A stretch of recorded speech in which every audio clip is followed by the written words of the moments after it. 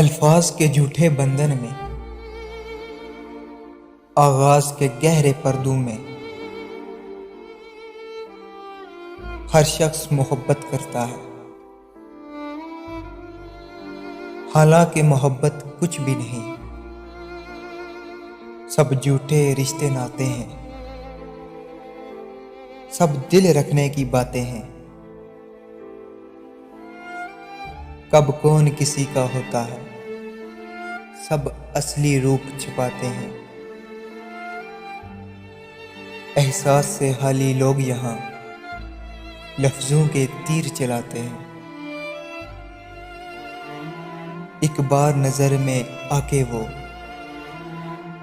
फिर सारी उम्र रुलाते हैं। हलूस व मोहब्बत, मेहर व वफा, सब रस्मी रस्मी बातें हैं। हर शख्स खुदी की मस्ती में बस अपनी खातिर जीता है।